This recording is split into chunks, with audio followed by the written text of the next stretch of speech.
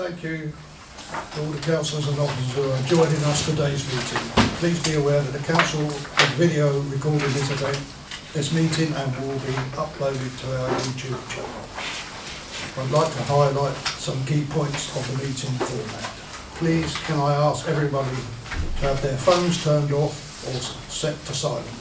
The fire exits are via the doors out of the chamber and down the external fire escape stairs, or via the main entrance that you entered the venue through. Use the back door to the building rather than the front. In the event of a fire, the lift should not be used. The lift lobby has a fire door and it's not possible to safely escort anybody out of the building. The assembly point is at the rear of the building on West Street. Please remain seated unless you are invited to speak or need to take a comfort break.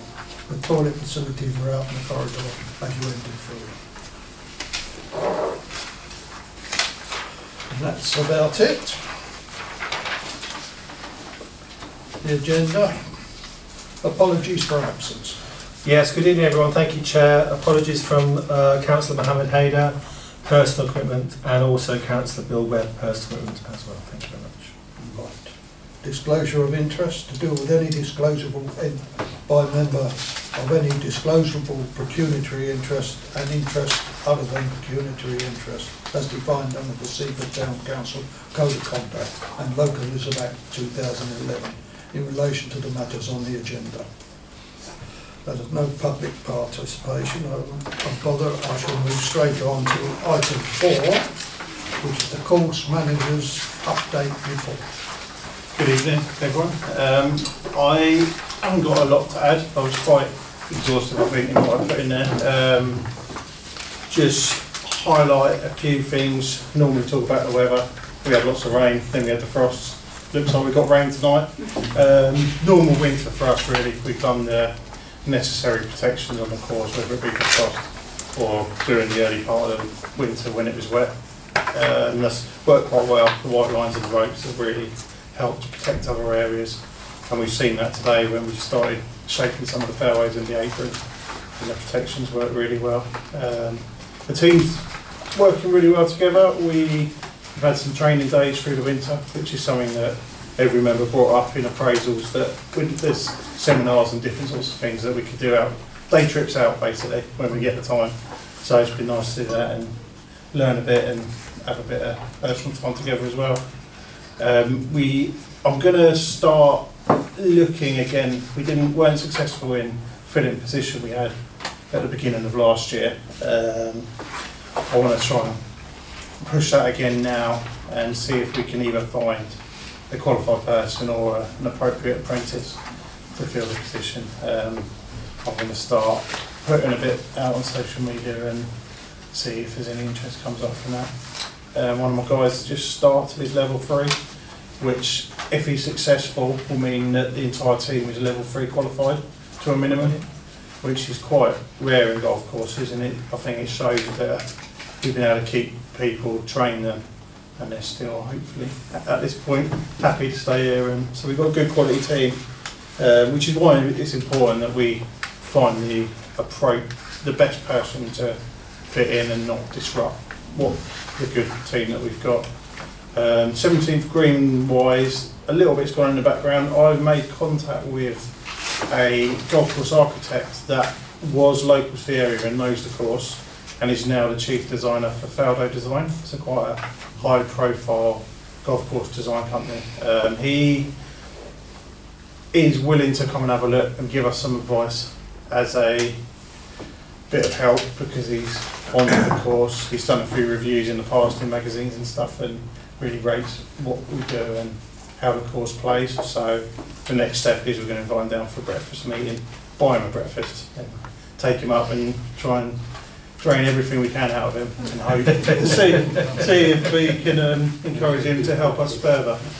I think because of the restrictions that's going to be on what works can be done when, how we need to manage the site and the delicate nature of where it is, any sort of expert help with designs and plans is really going to benefit us to put forward to the appropriate committees that we need to do that to.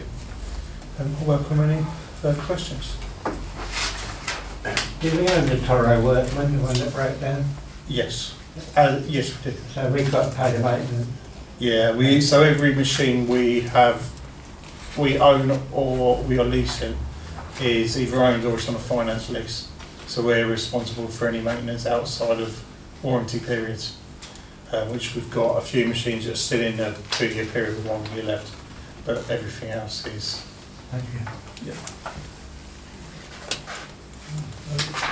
Yeah, I'd like to thank you, Simon, that this year you've banned the buggies during the wet weather, which is fine, but you continue to allow the use of single person buggies, which has helped our less mobile members a lot. I appreciate that. Yeah, no problem. No, yeah, we unfortunately had to ban the buggies earlier than some years, just the amount of rain that came down from sort of after September into October. But with some of the improvements we've made and some of the protective measures with ropes and white lines and cooperation by the single users, they've been able to use the course as much as we could possibly and safely allow them to do. So we can keep doing that hopefully.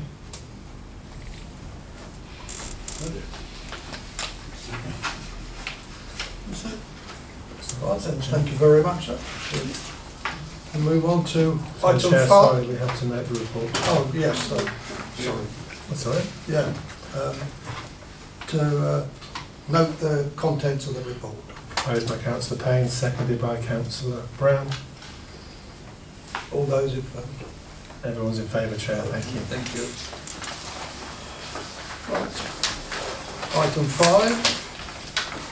Move on to Fraser Morley, non-professional. Good evening.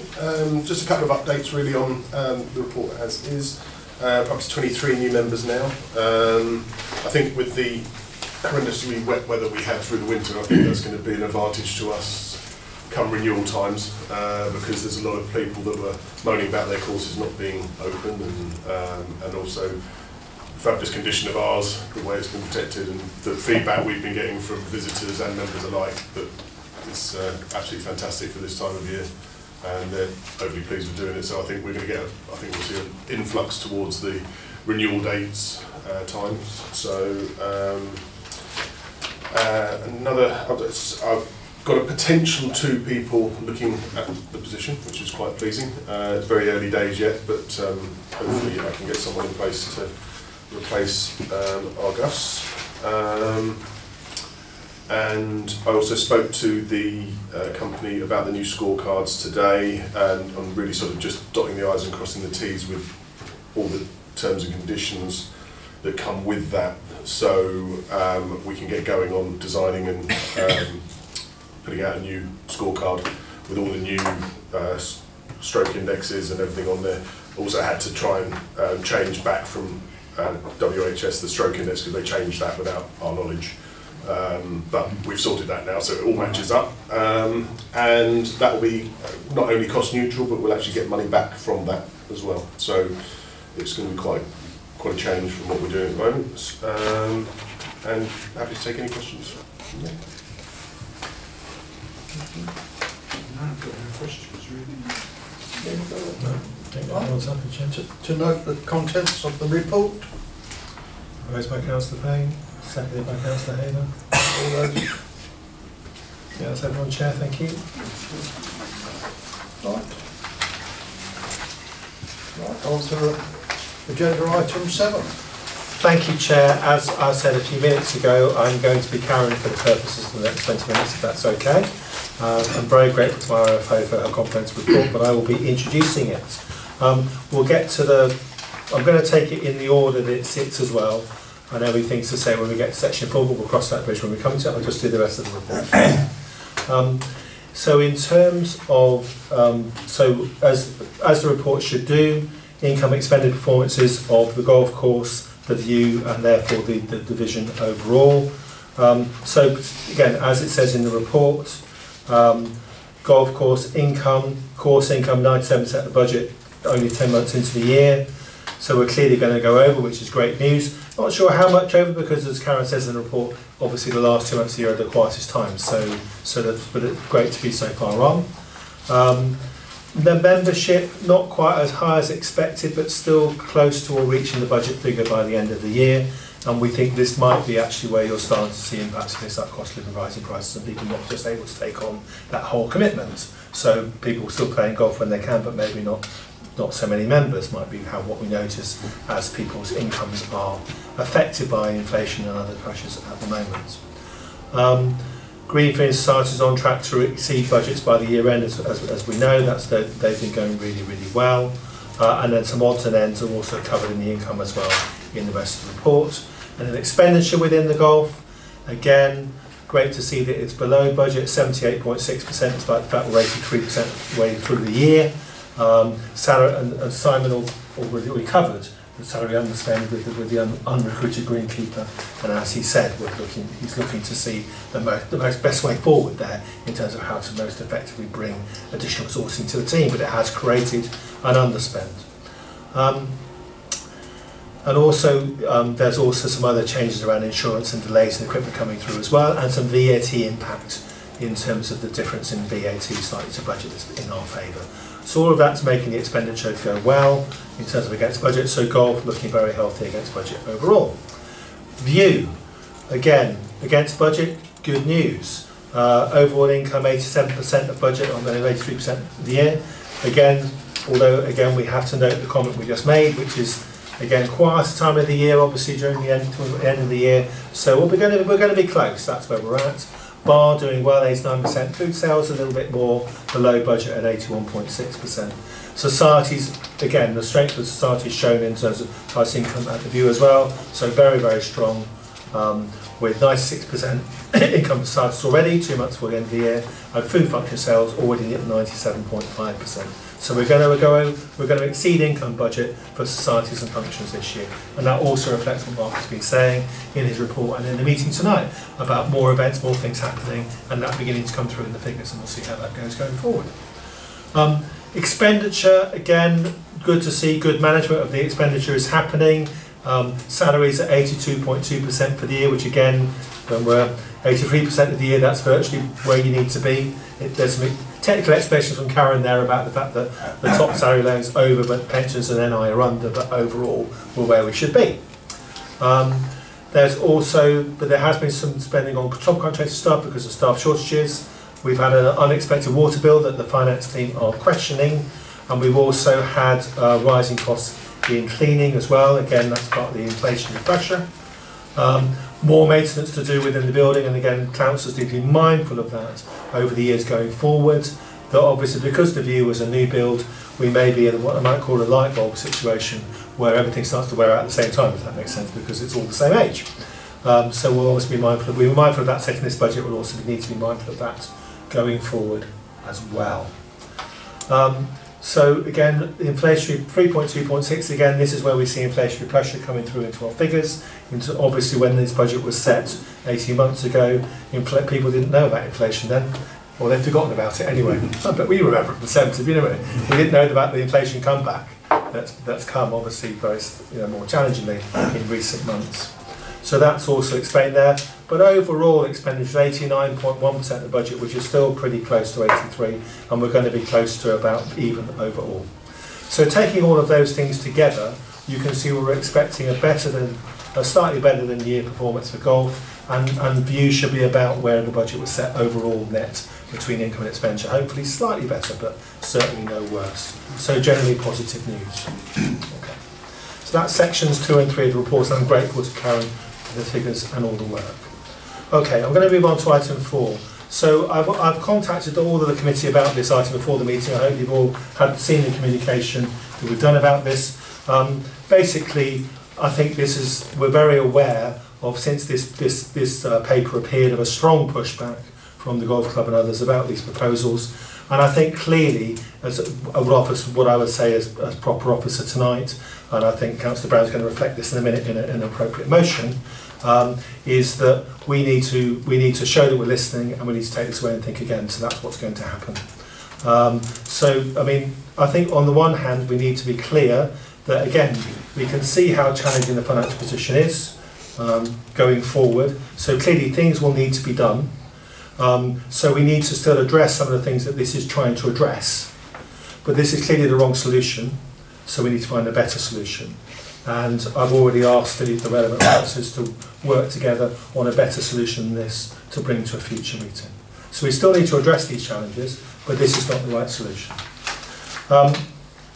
So that sort of covers that item, but I'm very happy, Chair, if you don't mind, I'll defer to Councillor Brown. I think it's going to propose an appropriate amendment or motion. Go for it, Councillor Brown. Thank you.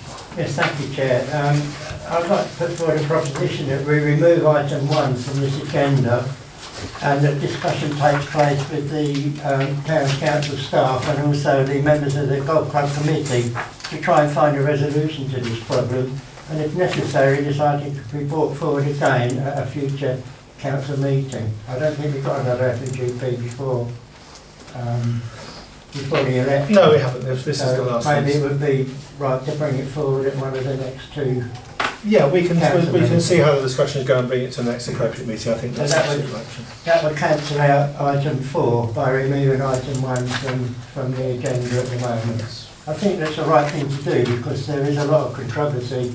Yeah. I've had emails from the golf club and also emails from the town clerk and emails from other people expressing their concern over this particular measure. 100%. I'm not saying it's not necessary, but Yeah, exactly. I know we've got to make savings, but I think this is a step in the wrong direction at the moment. So that's my proposition. Okay, that's a proposal. Someone like to second that? Chair, I've got a question to ask before we go to vote on the recommendations. This is more in detail about 3.2.3. I've made this point before. I think spending £200 or £300 on installing a water meter, which we then read ourselves, would be a good tactic. And I think given the amount of money and the inability of Castle Water to be able to explain why the bill is what it is, I think spending 10 minutes a month reading a water meter, having spent £200 or £300 to install one, would be a good protection for us and give us something to argue with and something to show them that we don't simply believe their figures. So I don't think a domestic water meter on the main side would cost much money at all. Okay, we'll take that away, Councillor Reid. That's noted. Thank you. Thank you. I can make it quite clear, I'm not recommending that we take this whole of this report out, only No, item section 1, 4. and that the other parts of the report stay as Yeah. written. Yeah, exactly. We're still going to do motion 2. As you say, we're not replacing motion 1. Just propose motion 2. Replace motion 1, not motion 2. So, is anybody would someone like to second Councillor Brown's motion? Any other questions or comments on it? Okay. Councillor Raven? Second Councillor Brown proposal. Okay, Chair. What was the proposal? Okay, so the proposal is to withdraw item 7.1 and replace it with staff looking to develop alternative proposals in consultation with members of the golf club and bring those proposals to a future council meeting. Okay, come on then. Okay. If necessary, because you might come to Yeah, if necessary. an agreement, Yeah. and you might not need to. Okay, if necessary. Okay. I think the camera's got that for the minutes. That's good. Okay, we can record that motion. Is that any question? Everyone happy with that? Okay, Chair, do you want to maybe take a vote on that? Yes. Everyone's in favour of that, Chair. Thank you. Okay. Were there any other questions on the report before we take motion 7.2? Councillor Warren. Yeah, just on the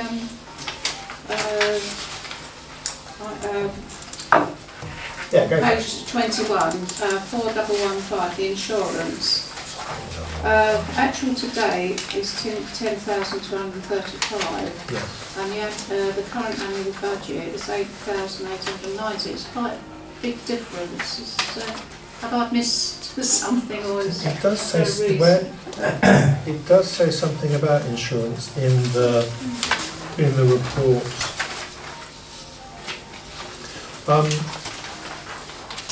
The current annual budget is 8,890, but that means that so there was, let me just check that chart. Bear with me a minute. Yeah, okay, so, what did it say?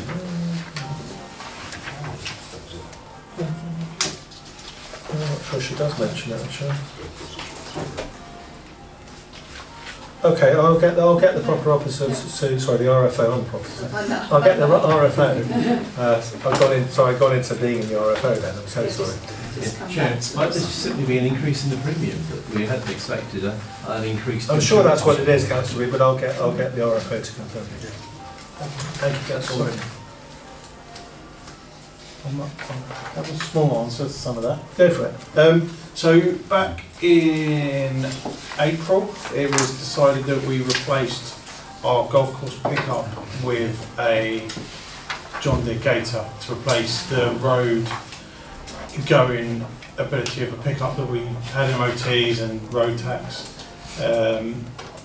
In doing that, we found that the insurance is higher for the vehicle, and from memory, I think it was about a £500 difference. Yeah, but I remember now.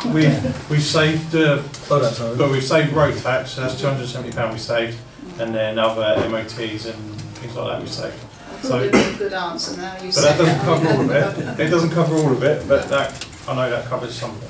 Thank you very much. Thank you, Simon, that's very helpful.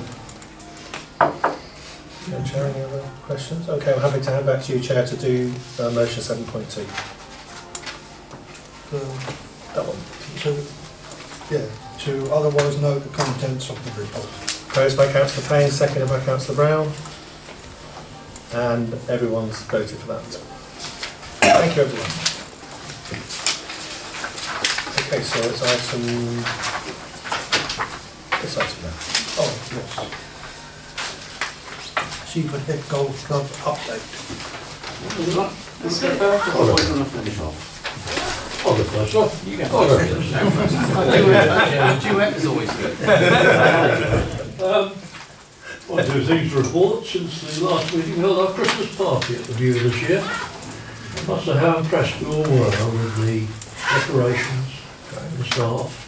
We weren't alone there for various reasons. There were other groups there as well, which made it all the better really. And really enjoyable evening. And I think we've got to appreciate that the View isn't just an amenity for golfers, I shouldn't be, of course, but it's well, they're quite a lot, and it's good to see there are lots of disabled people who use it, older people in the community who can park, walk across, have a coffee, and it's a welcome feature for those who grumble about spending all this money on the golfers. It's not just the golfers, it's the general folk of Seaford who are there, so that's good. But I worry a bit sometimes when I see 2 or 3 people clustered around on some papers and spending 2 hours over a coffee. They've obviously met there for a meeting, using our facilities for that. I don't know what to do about that. This is my last meeting with you, as I shall be retiring from being president in April, after 8 years, which I think is long enough. I've enjoyed coming to these meetings over the 7 years. It's been interesting how it's changed, how the atmosphere has improved, become a lot more cordial. I don't know how we put that down to, but I think most of us have an idea. Early on, we used to have these meetings, we got in dreadful trouble, and there were councillors there who would say things like, I don't know anything about golf, but, and then come in with some very critical remark about the club. We've lost that now, and we've moved on.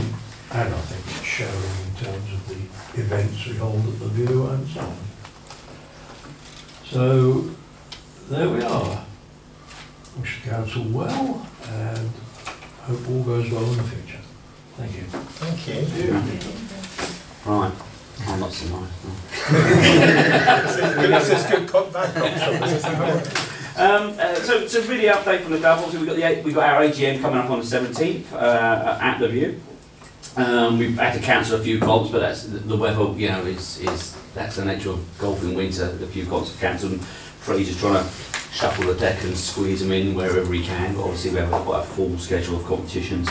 We're pleased to see Max, the obviously new teaching pro, has been running some group lessons and stuff with the ladies and gents and proving very popular. And we're very pleased to see there's an initiative in Easter half term. Max is running, getting local kids in, running for under 10s and above some sessions, and obviously tying that in potentially with Mark and the fact that kids can eat free, parents can come along for a tenner, and actually their kids have a little bit of insight into golf, and we're hoping that takes off. We've still got a junior fund. We've very few juniors, but we've got a junior fund of £1,000, which was we chatting with Max about that actually afterwards we can perhaps start laying on some free lessons as well.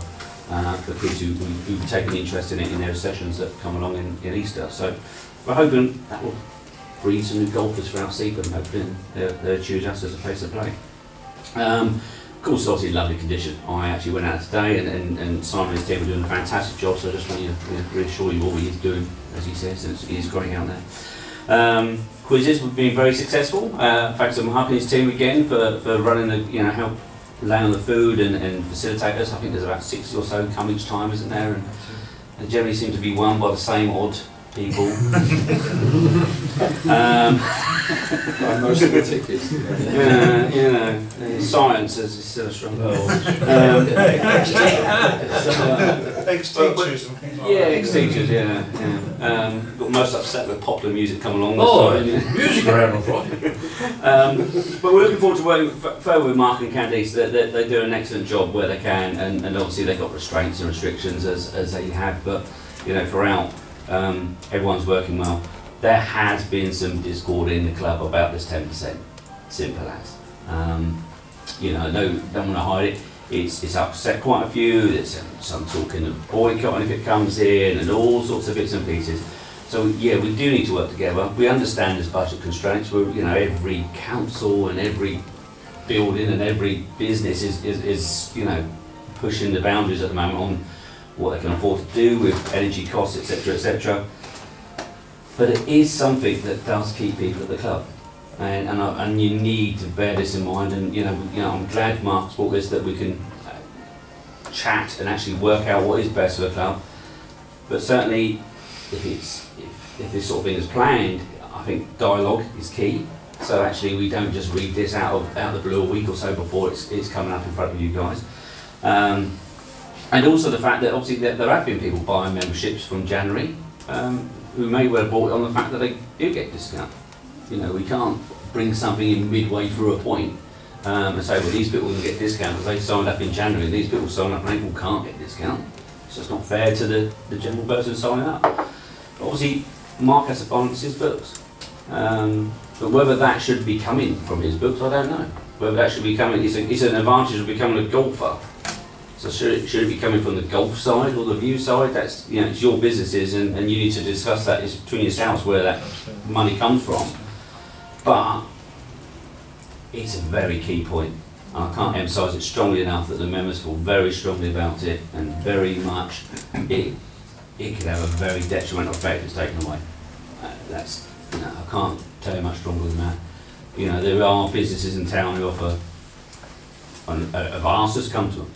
They've said, if you want to come to us afterwards and have dinner and have a lunch and bits and pieces, the Legion and that are more competitive on pricing, and we have to bear that in mind. And sometimes, if it's costing 5,600 or that's what you're virtually giving away, basic maths, if it's 10%, it's £56,000 a year. If you want to risk that for the sake of 5,600, it's a dangerous game, personally.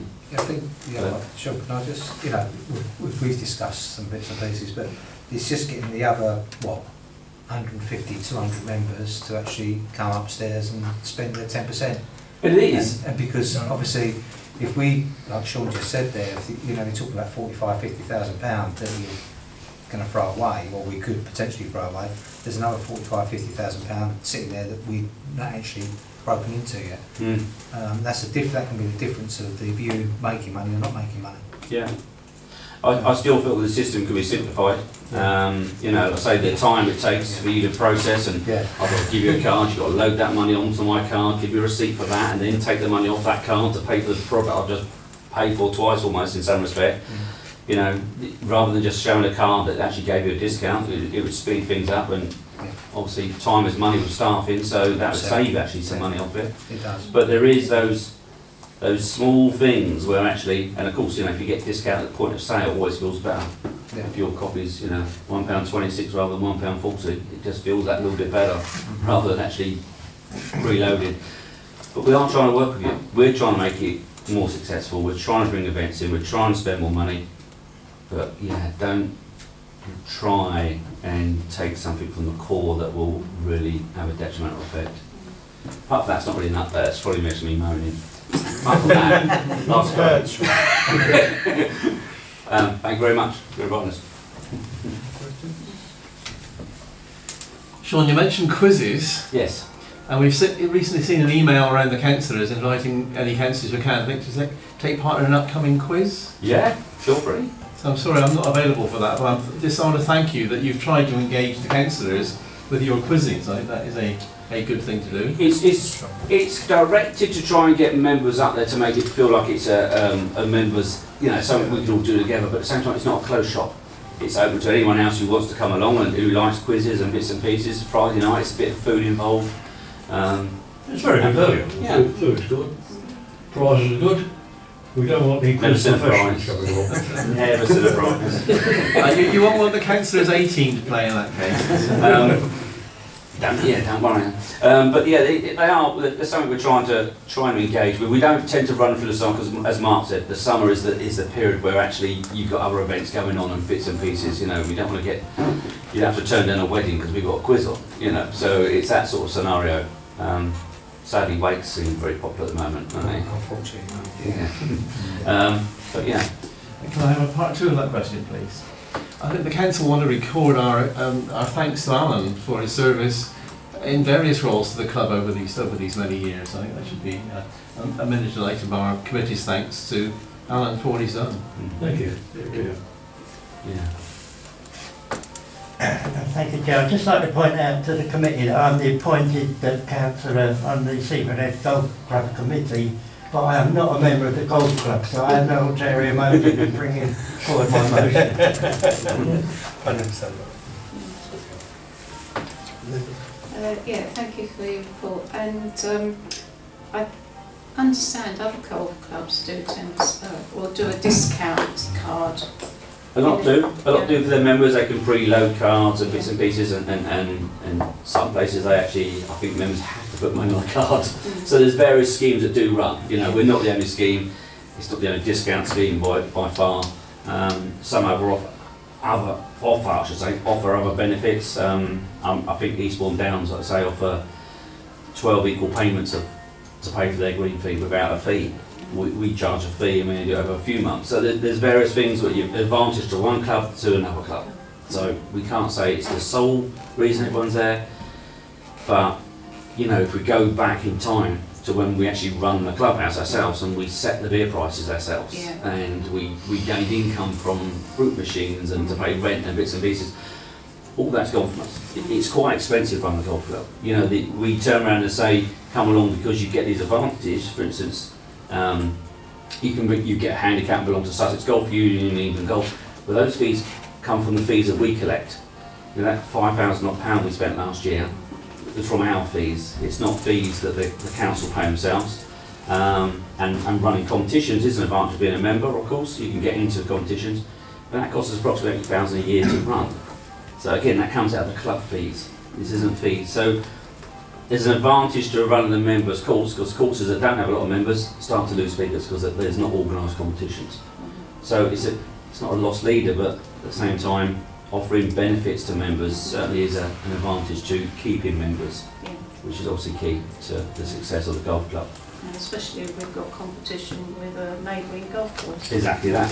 The council competitions we enter each year, generally speaking, I don't think we've ever won one of them, but every year we enter the 3 different categories, and other members from other clubs come and play us, and of course they get to see what a fantastic course we've got. In the summer, you know, Simon and that course is fantastic. They can enjoy the bar upstairs.